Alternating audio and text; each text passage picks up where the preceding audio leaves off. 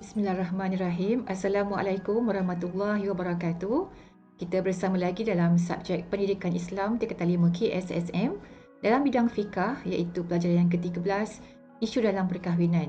Ya, isu dalam perkahwinan ada banyak. Kita bincangkan siri yang ketiga, iaitu berkenaan dengan li'an. Ya, sebut betul-betul li'an, ya, lam ain alif nun, li'an. Dekat hidung dia punya ain dia tu. Bukan li'an biasa kan, ya, li'an. Dalam buku teks anda boleh rujuk pada muka surat 126. Kita belajar bersama Ustazah Azizah Osman dari Sekolah Si Puteri Cyberjaya. Ya, kita teruskan pembelajaran kita. Jadi apakah dia maksud li'an? Ya, pertama kita baru tahu sebut je. Tapi apakah dia li'an itu? Kenapa dalam masalah perkahwinan ada li'an? Kita bincangkan pada hari ini, ya. Li'an iaitu lafaz sumpah suami apabila menuduh isterinya berzina tanpa ada 4 orang saksi atau menafikan nasab, ya. Di sini lafaz sumpah suami. Suami yang bersumpah tuduh isteri dia berzina tapi tak dapat nak berikan 4 orang saksi.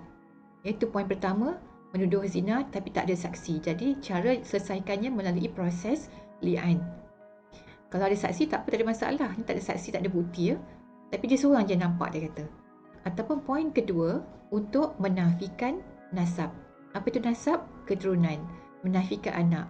Dia kata ini bukan anak dia. Ini adalah anak hubungan isteri dia dengan lelaki lain. Ya. Jadi dua perkara dalam proses li'an. Menuduh isteri berzina tanpa ada 4 orang saksi ataupun menafikan nasab. Ya. Apakah dia hukum li'an? Hukumnya wajib, ya. Sebab apa? Untuk mengelakkan suami daripada dihukum qazaf. Apa itu qazaf? Qazaf tu begini, kalau katakan seorang lelaki dia tuduh seorang perempuan berzina tanpa bukti dan sebagainya, tanpa saksi lah maksudnya, dia akan dikenakan hukuman qazaf iaitu 80 kali sebatan. Sebab zina adalah satu pertuduhan yang sangat-sangat hina dan merendahkan maruah seseorang. Tetapi jika dalam perkara ini suami dia sahaja yang tahu kejadian tersebut dan tak ada saksi, apakah cara yang boleh dia hendak menegakkan kebenaran tersebut? Itu dengan proses li'an, ya. Harap setakat ini murid-murid semua dah faham, ya. Boleh faham tak? InsyaAllah boleh, ya. Okey, jadi bagaimanakah proses li'an ini berlaku? Pertuduhannya berlaku di mana? Di mahkamah, ya. Kita lihat bagaimana cara agaknya proses li'an berlaku di mahkamah. Kalau di mahkamah biasanya ada kandang pesalah, kan, ya. Jadi yang bersalah tadi, yang dituduh akan duduk, dan di sini yang menuduh suami akan berdiri.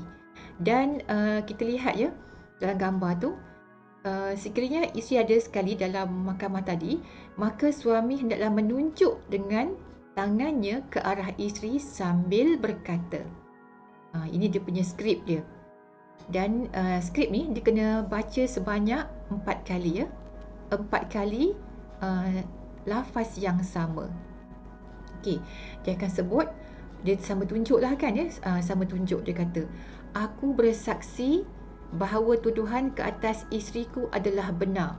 Tuduhan zina yang aku lemparkan kepada isteriku yang bernama apa-apa-apa, dan anak ini ialah anak zina dan bukan daripada zuriatku. Macam tu. Dia kena sebut sebanyak 4 kali. Ya, jadi di sini dia buat 2 perkara. Pertama, tuduhan zina kepada isteri, dan yang kedua menafikan anak, ya. Sama ada anak tersebut sudah lahir ataupun sedang mengandung, ya. Okey, itu prosesnya. Tetapi seorang lelaki, seorang suami, dia tak boleh nak sesebarang saja membuat tuduhan. Sedangkan jika tak benar, bagaimana? Jadi di sini dia juga bersumpah, ya. Apakah sumpah dia? Dia kata, jadi hakim pun cakap lah, kan, kamu harus faham bahawa ini pertuduhan ini tak boleh sebarangan, ya. Dan bersedia akan menerima azab Allah, akan menerima laknat Allah jika kamu berbohong. Ya, jadi di sini selepas tadi suami sebut 4 kali yang ayat tadi ni, Kemudian dia akan, yang kali kelima dia sebut yang ini pula. Sesungguhnya laknat Allah Subhanahu Wa Taala akan menimpaku sekiranya aku terdiri daripada orang-orang yang berdusta. Maksudnya kalau dia bohong, dia sanggup terima azab Allah, sanggup terima laknat Allah Subhanahu Wa Taala. Ya, jadi kat sini nampak memang suami betul-betul hendak menegakkan kebenaran ya di sini. Okey, setakat ni faham ya bagaimana proses li'an jalankan. Ini namanya li'an, laknat ya, sumpah laknat, dia bersumpah. Kemudian seterusnya di pihak perempuan, di pihak isteri, bagaimana berlaku ya. Sekarang tadi suami berdiri dan isteri duduk, sekarang suami pula duduk, isteri bangun. Dan di sini dia melafazkan di hadapan hakim ayat ini sebanyak 4 kali. Dia kata, aku bersaksi dengan nama Allah bahawa, nama suami dia siapa? Orang yang berdusta tentang tuduhan zinanya terhadapku. Di sini dia bangun dan dia menafikan tuduhan tadi. Sekiranya dia diam sahaja dan tidak menafikan, oh memang betul lah isteri dia yang bersalah, memang betul lah isteri dia berzina. Hukum bagi seorang perempuan yang berzina telah berkahwin ialah direjam sampai mati mengikut syariat Islam ya. Tapi sekarang ni dia menafikan pula. Ya, dia bangkit dan menafikan. Kemudian dia juga perlu faham bahawa jika dia buat tak benar, dia juga akan terima azab Allah Subhanahu Wa Taala. Setelah disebut 4 kali yang ini, kali yang kelima isteri berkata, kemurkaan Allah Subhanahu Wa Taala akan menimpaku jika tuduhan suamiku benar. Kat sini pun dia bersungguh-sungguh untuk menafikan tuduhan suami dia. Setakat dah faham ke? Okey ya, faham ya, insya-Allah. Cerdik-cerdik semua anak murid ni. Okey. Ini dah berlaku proses li'an tadi di mahkamah. Mereka sebenarnya terpisah ya. Bukan terpisah kerana perceraian, talak dan sebagainya, tapi kerana proses li'an tadi. Yang pertama, suami isteri tidak boleh rujuk selama-lamanya. Ustazah sudah gariskan di situ ya, selama-lamanya, ever forever, tak boleh rujuk. Biasanya kalau cerai talak 1, talak 2 boleh rujuk kan? Ini tak boleh ya, sampai bila-bila.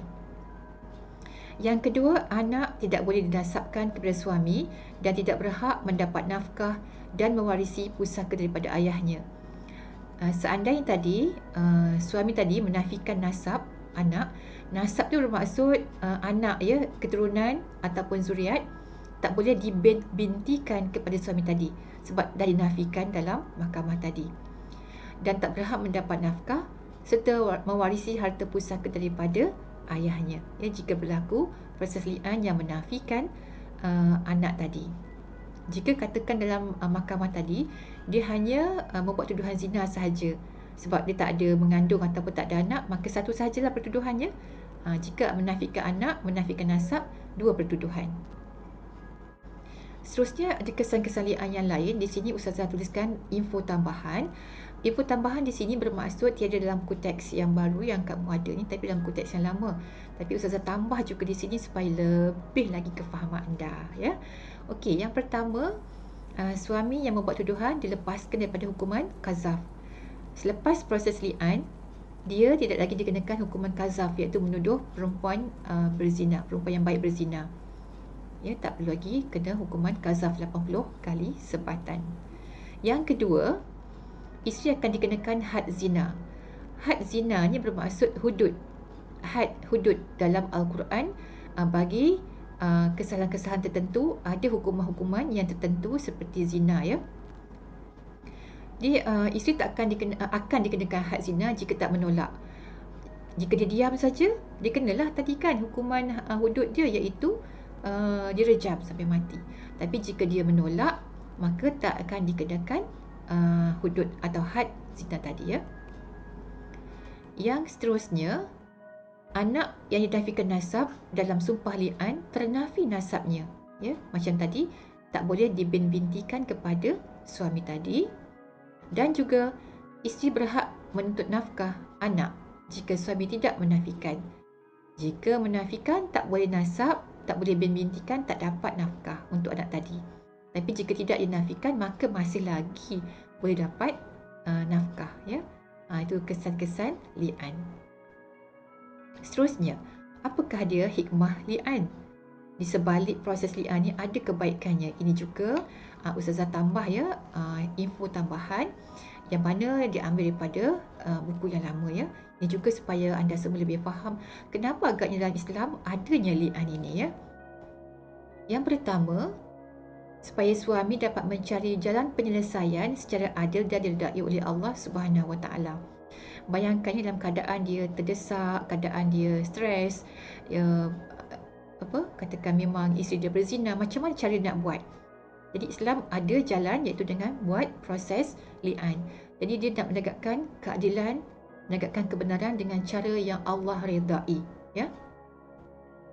Yang kedua, isteri dapat menjaga maruahnya daripada tercemar dengan tuduhan tadi ya. Katakanlah ya dia memang tidak buat tapi dituduh oleh suami. Ini peluang dia untuk menafikan tuduhan tersebut dan membersihkan namanya dan menjaga maruahnya. Kemudian yang ketiga, suami dapat mempertahankan kesucian nasabnya supaya anak tadi tak bintikan kepadanya. Ya, sekiranya memang betul anak tadi adalah perbuatan zina isteri dia dengan lelaki lain. Ya, ini adalah hikmah li'an. Baiklah, diharapkan semuanya sudah faham apa dia konsep li'an, bagaimana ianya dijalankan dan hikmah di sebalik proses li'an di dalam Islam. Sekian sahaja untuk kelas kita pada hari ini.